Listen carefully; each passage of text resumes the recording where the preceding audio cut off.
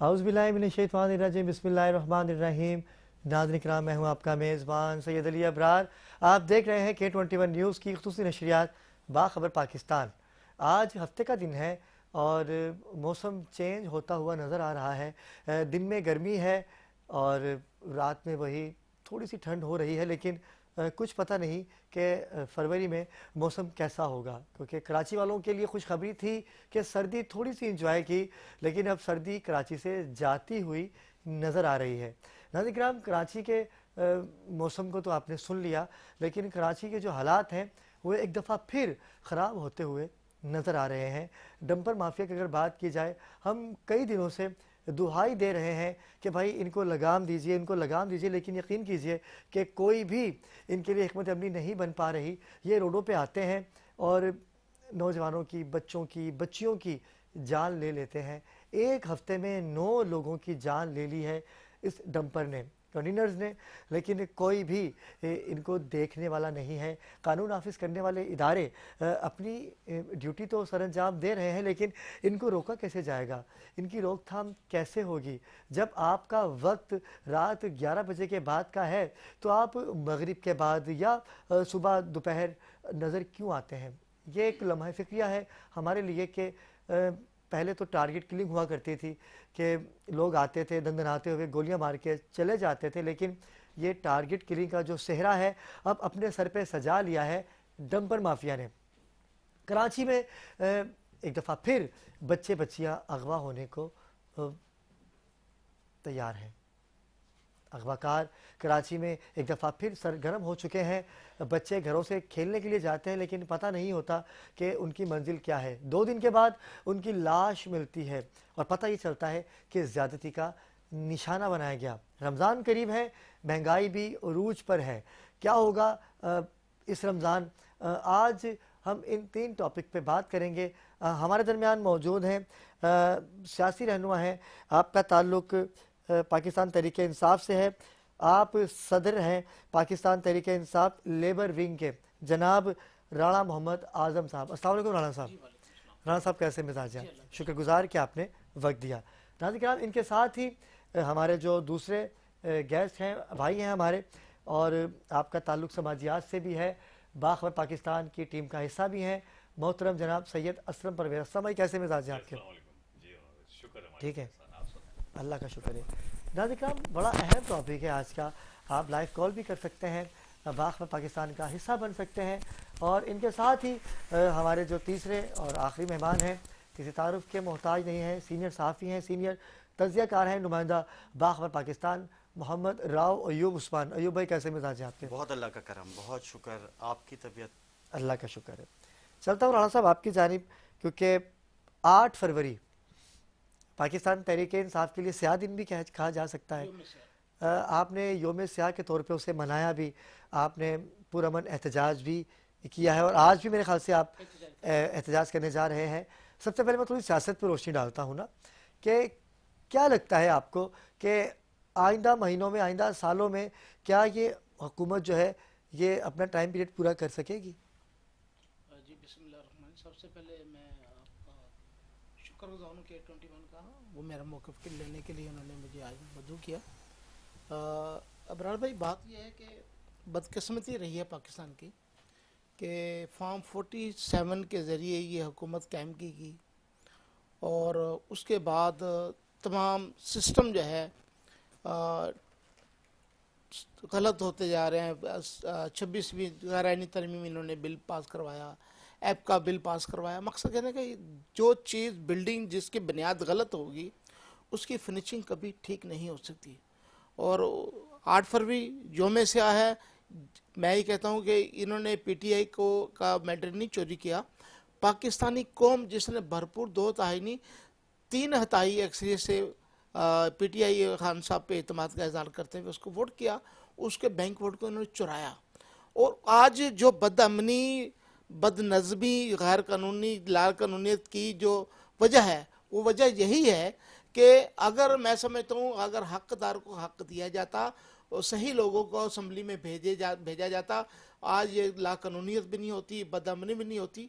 और मैं समझता हूँ इंशाअल्लाह ताला बहुत जल्द जो है इनका बिस्तर गोल होने वाला है, क्योंकि पाकिस्तानी कौम अब भर चुकी है और अब बर्दाश्त करने की कोई गुंजाइश नहीं रही है। यकीनन सी बात है कि अवाम परेशान हाल है, हम उनको वोट देते हैं, वोट लेने के बाद जब वो कामयाब हो जाते हैं तो फिर मिलने से भी कासिर होते हैं। ऐसा तहरीक इंसाफ में भी हमने देखा। नहीं देखिए, हमें तो 3.5 साल की हुकूमत मिली थी। 3.5 साल में 2.5 साल कोरोना की लिपट में हम रहे। 1 साल में हमने जो प्रोजेक्ट किए, एजुकेशन पे काम किया, हेल्थ पे काम किया, डैम्स पे काम किए, बहुत सारे प्रोजेक्ट हैं ऐसे, हेल्थ कार्ड पे काम किया। तो मैं समझा अगर खान साहब को पूरे 5 साल करने दिए जाते, वो जो पाकिस्तान में जो खान साहब अपना पाकिस्तान के जो हालात हैं उसको ग्राउंड लेवल पे जाके ठीक करने जा रहे थे। और अभी जो मौजूदा हुकूमतें हैं वो ऊपर ऊपर से लोगों को थोड़े से रिलीफ भी नहीं दे रहे हैं, अपने मामला ठीक कर रहे हैं, अपने केसेस माफ़ करा रहे हैं। और उसकी ही वजह है कि आज जो पाकिस्तान बदहाली में है। मैं यहाँ पे अक्सर कहता हूँ कि मसला सिर्फ इतना सा है कि हमारे यहाँ बच्चा पैदा होता है ना, वो 3,04,47,000 का मकरूज पैदा होता है। और इन बड़े बड़े सियासतदानों का, स्टेब्लिशमेंट के जो बड़े बड़े लोग हैं, इनका बच्चा पैदा होता है, करोड़ों डॉलर का बच्चा पैदा होता है, उनके अकाउंट में पहले से इतना पैसा होता है।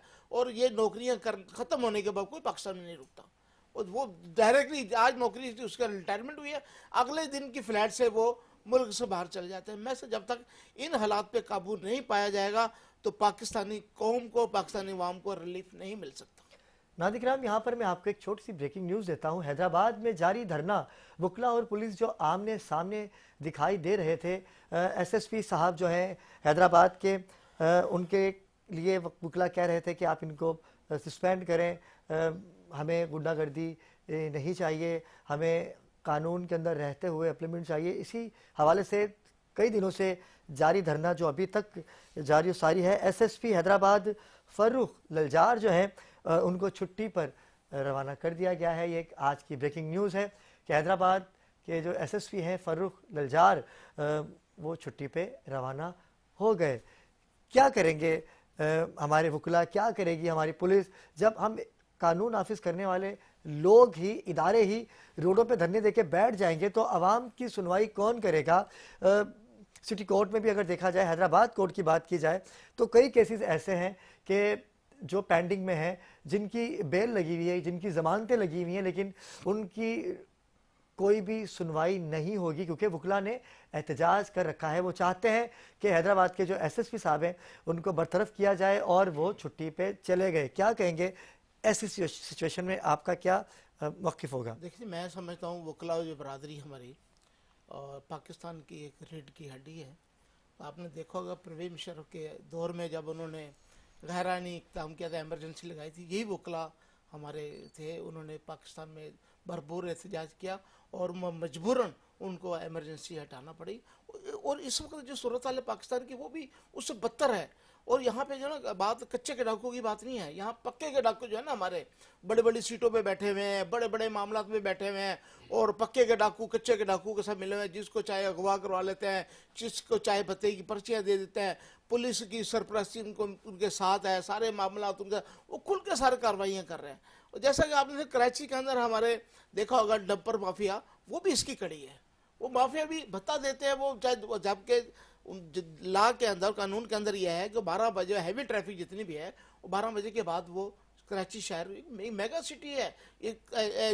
मैं इसे कहता हूँ कराची शहर नहीं, एक सुबह की मेहनत है, इतनी बड़ी 3 करोड़ से भी ज़्यादा इसके अंदर आबादी है। तो मैं कानून पास नहीं करें। मैं ये कहता हूँ इमरान साहब कि जब तक आप उस शहर के नुमाइंदगान को उस शहर की कंट्रोल नहीं देंगे तो वहाँ पे यही होगा। क्योंकि अगर मैं कराची का रहने वाला हूँ, मुझे लाड़काना पे जाके लगा दिया जाएगा तो मुझे क्या पता लाड़काना की गलियों का मामला का, यहाँ उनकी बरादरी सिस्टम का। यहाँ कराची के साथ भी हमेशा ही जाती हुई है, कराची के साथ हमेशा हमारे साथ जाती हुई है कि कराची के अंदर गैर मकामी लोगों को लाके अब यहाँ पे लगा दिया जाता है।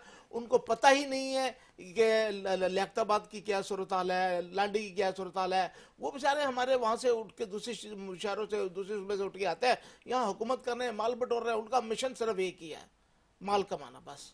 वो किसी भी तरीके से मिले, उनको किसी की जान जा रही है, किसी की डकैती हो रही है, किसी घर लुट रहा है, कोई मर रहा है, उनको इससे कोई सरोकार नहीं है। उसको ये सरोकार है मैं इतने पैसे मैंने यहाँ से वसूल करने हैं, इतने ऊपर देने हैं, ये मेरा हिस्सा है बस। और उनको पता है जब मैं अगर गलत नहीं कर रहा हूँ, मैं ऊपर पैसा दे रहा हूँ, जब मैं ऊपर वालों को पैसा दे रहा हूँ तो मुझे कोई पूछने वाला कोई नहीं है, मेरी पकड़ धकड़ कोई नहीं है। तो जब तक इब्रार भाई ये चेक एंड बैलेंस नहीं होगा और कराची शहर की नुमाइंदगी कराची के लोगों को नहीं दी जाएगी, कराची एक पढ़ा लिखा शहर है और यहाँ के बाशौर और दानश्वर बड़े बड़े लोग रहते हैं। मैं ये समझता हूँ कि यहाँ के जो पक्के के डाकू हैं उनको चाहिए यहाँ पे हकदार को हक देंगे तो मैं अमन भी होगा, हालात भी ठीक हो जाएंगे, बेरोजगारी की भी खत्म होगी। असलम भाई की जानिब चलूँगा। असलम भाई, कराची में एक दफ़ा फिर बच्चों के अगवा का मामला सामने आ रहा है। मैं तमाम पेरेंट्स को, माँ बाप को कहना चाहूँगा कि अपने बच्चों पे नज़र रखिए, उनकी एक्टिविटी पे नज़र रखिए। खुदा न खास्ता कोई नाखुशगवार वाक़या आपके घर में भी पेश आ सकता है, क्योंकि ये लोग गैर मुकामी लोग एक दफ़ा फिर कराची पे मुसल्लत हो चुके हैं। अल्लाह पाक तमाम ही बच्चों को अपने हिफ्ज़ व अमान में रखे। और एक तो नया वाक़या फैसलाबाद में पेश आया कि एक लड़के ने लड़की से मोबाइल फ़ोन पे दोस्ती की, तंग करता रहा लड़की को, इतना तंग किया लड़की को। जब लड़की ने अपने भाइयों से, अपने हस्बैंड से बात की कि मुझे कोई रॉन्ग नंबर तंग कर रहा है, तो उन्होंने कहा कि ठीक है, आप इससे दोस्ती कीजिए और आप इसे बुलाइए। वो बेचारा लाहौर से गया फैसलाबाद उस लड़की से मिलने। जब वो लड़की से मिलने के लिए गया तो वहाँ उसकी टांगें तोड़ के उसे फेंक दिया गया। क्या कहेंगे असलम भाई, कहाँ जा रहे हैं हम लोग? बात यह कि लाकानूनियत तो है ही, ये तो आप समझ रहे हैं, भाई भी बराबर ये जिक्र कर रहे हैं। जब बात यह कि जब कानूनी सड़कों पे आ जाए तो कानून कौन बनाएगा? जब कानून खुद एहतजाज करने सड़कों पे खड़ा हो जाए, जैसे हमारे मुखला हैं, ये दूसरे को कानून बनाने का हिस्सा है ना वो, तो जब वो रोडों पे आ जाएंगे तो कानून कौन बनाएगा, कौन संभालेगा?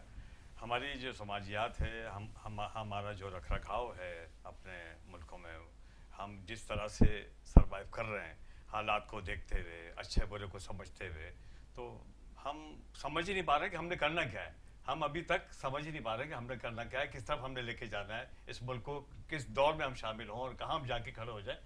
किसी के अपनी अपनी बस रोजी का सिलसिला है हर एक का, कि बस वो रोजी के अपने चक्कर में वो अच्छा करे या बुरा करे, किसी के साथ बुरा करे या अच्छा करे, यही हो रहा है। किसी को कुछ समझ में नहीं आ रहा कि उसने करना क्या है इस मुल्क की भागदौड़। यानी वो मोबाइल फोन उठा के लड़कियों को तंग करे, कुछ भी करे, घरेलू खवातीन को तंग करे, ये रोजी का मामला है। नहीं, मैं आप समझ नहीं, मेरी बात नहीं समझ रहे। मैं कह रहा हूँ कि उसको फिक्र ही नहीं है ना कि वो उसने क्या करना है और क्या नहीं करना। वो तो बेखबरी में अपने सारे काम करता ही चला रहा है। मैं ये अर्ज कर रहा हूँ कि बेखबरी में उसको कानून की तो फिक्र है नहीं, कानून की तो उसको कोई परवाह है नहीं कि उसको क्या किस तरह से उसको लेके चलना है। असलम भाई, आप क्या कहेंगे जो आजकल की जो हमारी लड़कियां हैं, जो बेटियां, जो हमारी बहनें हैं, मोबाइल फ़ोन उनके पास आता है, एक मोबाइल फ़ोन से वो 6-6 लड़कों से दोस्ती करके बैठी हुई होती है, हर किसी से इजी पैसा मंगवा रही होती है। और यहाँ तक कि 50-60 साल के, 50 साल के, 40 साल के जो अधेड़ उम्र के जो लोग हैं, उनको ज़्यादा वो उनसे पैसे ले रही होती है, इजी पैसे भी लोग करवा रहे होते हैं। आप क्या कहेंगे, ऐसे लोगों के लिए क्या करना चाहिए? और वो उनकी बातों में आके उनको इजी पैसा भी करवा रहे होते हैं, वो उनको ऐसी बातें, उनसे चिकनी चुपनी बातें करके। अच्छा, उन मर्दों को भी मैं सलाम पेश करूंगा कि वो बिना जाने बिना पहचाने उनको इसी पैसे भी करवा रहे होते हैं, उनकी शॉपिंगें करवा रहे होते हैं। ऐसी लड़कियों के लिए क्या कहेंगे आप, और ऐसे मर्दों के लिए क्या कहेंगे आप? बात ये सारी, सबसे पहले तो वो माँ बाप, वो वालिदैन जिनके अंडर में घरों में वो बच्चियां हैं, पढ़ रही हैं या जॉब कर रही हैं, तो चेक एंड बैलेंस तो है नहीं घरों में भी। ना भाई को पता है कि मेरी बहन कहाँ जा रही है, ना माँ बाप को पता है कि मेरी बेटी हमारी कहाँ जा रही है, वो स्कूल में जा रही है, कॉलेज में नहीं, वो घर बैठ के मैसेज करते हैं कि मेरा इजी पैसा नंबर ये है, आप इस पे इतने पैसे फॉरवर्ड कर दीजिए। आप क्या कहेंगे? ऐसे मैं खुद ही उससे गुजर रहा हूँ, सिस्टम से गुजर रहा हूँ। क्यों, आप क्यों गुजर रहे हैं? मैं बताता हूँ आपको। मैं पहले मैसेंजर पे नहीं आता था, मैं व्हाट्सएप पे उस पर चला करता था। मैं बिल्कुल खुली बात कर रहा हूँ।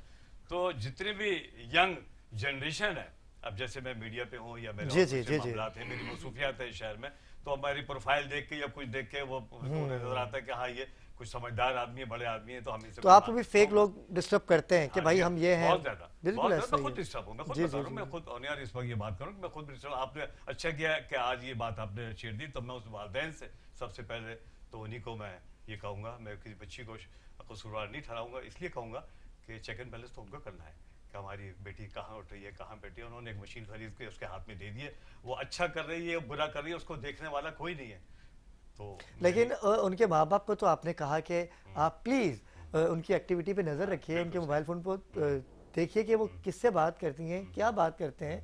लेकिन उन मर्द हजरात को आप कुछ नहीं कहेंगे कि जो उनको पैसे सेंड कर रहे होते हैं, उनकी तमाम सहूलियात मुहैया कर रहे होते हैं जो एक भाई को, एक बाप को करनी चाहिए, तो वो बाप बन के उनकी सहूलियत पूरी करता है, या भाई बन के क्यों? उनके लिए क्या, उन मर्दों के लिए आप क्या कहेंगे? मर्दों के लिए बात इतनी सी है खाली कि वो अगर वो वाकई किसी तरह से कोई ऐसा दायराकार बनाए, अपना मालूमात करें उसके बारे में, उसकी फैमिली तक पहुंचने की कोशिश। अगर वो ऐसी बच्ची को ऐसा कुछ कर रही है तो उसके अपने भाई से बात कराएं, आपकी कोई जरूरत है ना, अपनी माँ से बात कराएं अपने घर में। नहीं, वो लड़की तो कह रही कि मुझे आपसे मोहब्बत हो गई, आप तो बहुत अच्छे लगते हैं, आप अपने बाल कलर करवा लीजिए ना, बहुत अच्छे लगते हैं। तो उसको उस लड़की को ये भी पता होता है कि जो सामने वाला है वो बड़ी उम्र का है, लेकिन उसके बावजूद भी वो उनको हरासा कर रही होती है, इमोशनली ब्लैकमेलिंग जिसे कहते हैं। ब्लैकमेलिंग है, एग्जैक्टली ऐसे ही है। तो मैंने यही तो आपसे कहा कि उन बच्चियों के वालिदैन को बच्चियां क्या कर रही हैं उन्हीं को नजर रख रही है, बिल्कुल ऐसा ही है। और जो सामने वाले, जैसे आपने कहा कि जो जो हजरात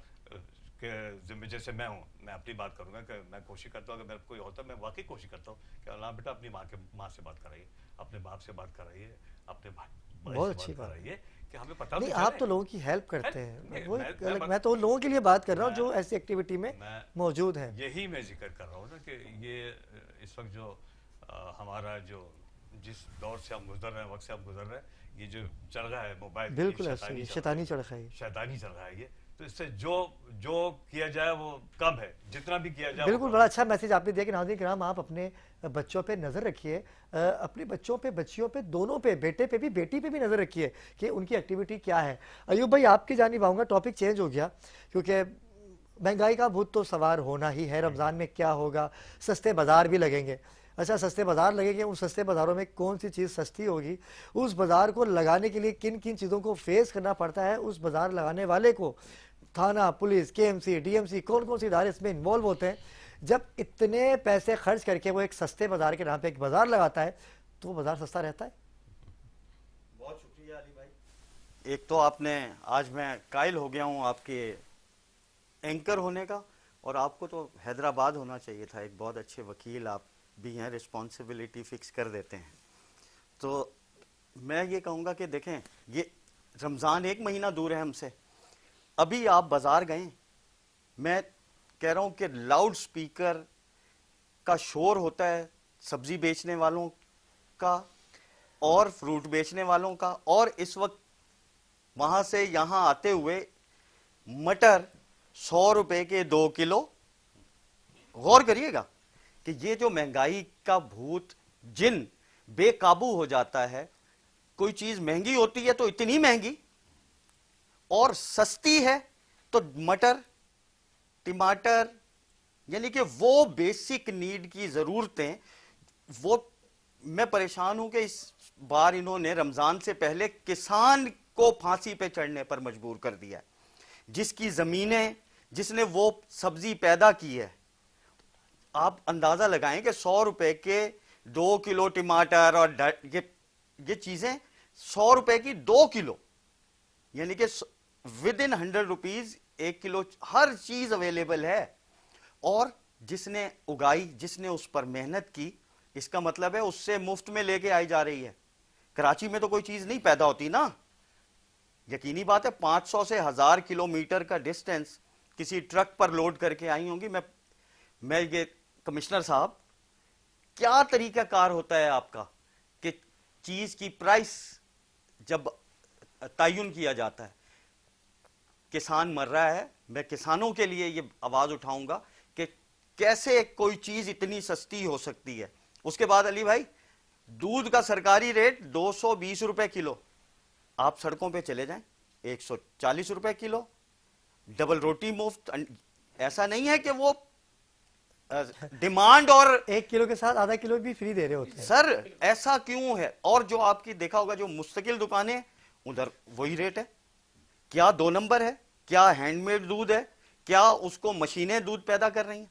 मतलब कोई चेक एंड बैलेंस नहीं। बिल्कुल ऐसा ही है। दूसरी बाजार, बचत बाजार, ये बचत बाजार और ये ठेले पथारे, इन्होंने तो वो हाल कर दिया है कि ये बचत बाजार का नाम ही बचत बाजार है ना। कम से कम दुकान का किराया है 10 बाई 10 की दुकान किसी मार्केट में लेने चले जाएं आप, 70,000 से 1.5 लाख रुपए। ठेले पथारे वाले ने ना किराया देना, ना बिल देना, ना उसने कोई उसके एक्सपेंडिचर्स, ना टैक्स दे रहे। जो चीज आपको मार्केट से 200 रुपए की मिलेगी, उस ठेले पथारे और बचत बाजार से 250 की मिलेगी। अब आप उनका इंटरव्यू करेंगे, जर्नलिस्ट हैं, वो कहेंगे भाई साहब उसने तो एक मालिक मकान को किराया देना है ना, मुझे तो टीएमसी वाला 500 रुपए रोज लेके जाता है, ट्रैफिक पुलिस वाला फी मोबाइल 200 लेके जाती है, ट्रैफिक पुलिस वाला 500 लेता है, केएमसी वाला 5, उसे तो वहां खड़े होकर अपनी रोजी कमाना। वो मार्केट में दुकान तो आप चल के जाएंगे ना, ये ठेला पतारा, ये चीजें, ये किनको पैसे दे रही हैं? जिनकी जिम्मेदारी है कि सड़क पर नहीं, कि सड़क पर ऐसा ही तजाविजात कायम नहीं होंगी। अगर कायम है तो हुज रिस्पॉन्सिबल?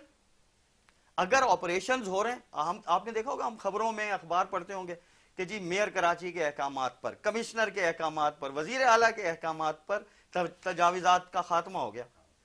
सुबह उठ के फिर जाते हैं, क्या होता है वहां? वो तजाविजात खत्म होती हैं? नहीं, वो फिर लगी होती हैं। इसका मतलब है कि ये जो लोग हैं ये सवाब करने के लिए नहीं आए हुए, ये उसमें से अपना ये क्राइम पार्टनर है, और उनके बगैर ये क्राइम नहीं हो पा रहा। भले वो बल्दियाती हुकूमत हो, सूबाई हो, पुलिस हो, जो मर्जी हो, अवाम बेवकूफ, लीडर बेजमीर। क्या होगा कुछ पता नहीं है कि रमज़ान करीब आते ही सस्ते बाजार भी लगते हैं। अयूब उस्मान ने बड़ी अच्छी तफसील बताई आपने। भाई आप तो हमेशा ही तय तक चले जाते हैं, ऐसा ही है। हमें तजावुज़ात उठाते हुए नज़र तो लोग आते हैं, अच्छा, और उठाते भी इस तरीके से किसी गरीब आदमी के ठिए को कि वो आइंदा कारोबार करने की पोजीशन में भी नहीं रहता। देखिए जी, मैं ये समझता हूँ कि मेरे दोस्तों ने बड़ी अच्छी बात की है कि जहाँ जिस मुल्क में कोई कानून नहीं होगा, जिस मुल्क वक्ती कानून है, वक्ती कानून है, एक दिन का है, लेकिन उसके बावजूद फिर दोबारा से वो एक्टिविटी शुरू हो जाती है, पैसे बढ़ जाते हैं। पैसे, देखिए बात यह है कि हर बंदे को माल कमाना है, ऊपर पहुँचाना है। वो जो भी हमारे अफसरान आते हैं, सीटों पे बैठते हैं, वो उनको पैसे देकर आते हैं। जब उन्होंने पैसे देकर आना है तो उन्होंने पैसे कमाने हैं, वो बिजनेस करने के लिए आए हुए हैं। ये नौकरी तो जो सरकार की तरफ से मिलते हैं, जो अपना अंडर टेबल उनको पैसे देते हैं, वो अंडर टेबल पैसे लेते हैं लोगों से। और उसका मैं आपको एक मिसाल दूं, महंगाई से मारे पेशावर के अंदर अब्रार साहब एक सिख है, बड़ी दिलचस्प बात है ये, उसने रमज़ान में बोर्ड लगा दिया कि होलसेल रेट पे यहाँ चीज़ें दरकार हैं। चीनी अगर वहाँ पे 20 रुपये किलो है बाज़ार में, तो वो 15 रुपये किलो चीनी बेच रहा है। इस तरह से उसने रेट को रमज़ान का, तो वहाँ पे हुआ गया, बाकायदा ये बड़ी खबर बनी थी, बाकायदा हमारे मुसलमानों ने उस सिख बेचारे को मार दिया कि हमारा कारोबार ख़राब कर रहा है, हमारा बिजनेस ख़राब कर रहा है।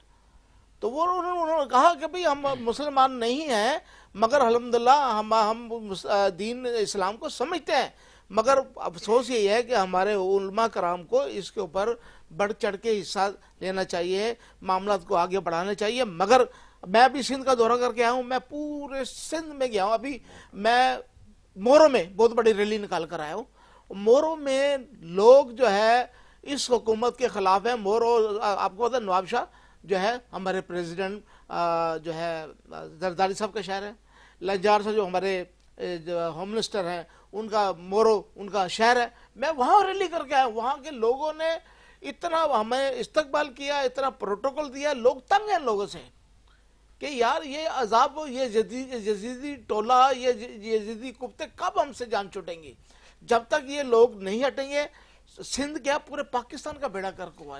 हालात ऐसे हैं, महंगाई सर पे है। दिमाग में अभी एक बात आ रही है मुझे, इस सब का जिम्मेदार पता है कौन है? जी जी, हमारी पुलिस। क्यों? मैं आम शहरी हूं और मेरी रिटेल परचून की दुकान है, मैं लाल मिर्चों में ईंटें पीस के मिला रहा हूं, दाल में कंकर मिला रहा हूं, लेकिन करप्ट पुलिस है। मैं वकील हूं, मैं उसी पुलिस के खिलाफ धरना दे रहा हूं और थानों में इन्वॉल्व हो रहा हूं, हुकूमत को काम नहीं करने दे रहा। अदालत में काम है ना मेरा केस लड़ना, मैं पैसे लेके वहीं पे सेटल जज बन रहा हूं। पुलिस खराब कौन है? पुलिस। मैं केबल लगाता हूं, सियासतदान हूं, मैंने अपने पार्टी के और अपने जाती कारकुनों से भत्ते लेने, उनको सपोर्ट करनी है, सब पैसे वो जमा करेंगे, करप्ट है पुलिस। ऐसा ही है अयूब भाई, लेकिन दूध में पुलिस- पानी मिला रहा हूं, शहरी जी हूं, ऐसा ही है, बिल्कुल सब ऐसे। कुछ। लेकिन मैं एक बात बताऊं कि पुलिस वाले जो हैं अच्छे बुरे लोग हर जगह होते हैं, लेकिन सिंध पुलिस ने हमेशा कुर्बानियां दी हैं। ज्यादती है, हम तो यही कह सकेंगे कि भाई पाकिस्तान के अमन को ख़राब होने ना दें। कानून नाफिज करने वाले इदारे जो हैं वो कानून को अपने हाथ में ना लें। नाज़रीन, आज का बड़ा अहम टॉपिक आपके सामने रखा हमने। कल एक नए टॉपिक के साथ आपकी खिदमत में हाजिर होंगे, लेकिन शब बारात की अजीम व शान महफिल नात का इनेकाद हमेशा की तरह, हर साल की तरह K21 न्यूज़ पे मुनक्किद किया जाएगा। तब तक के लिए मुझे और मेरी पूरी टीम को दीजिए इजाज़त। अल्लाह हाफ़िज़।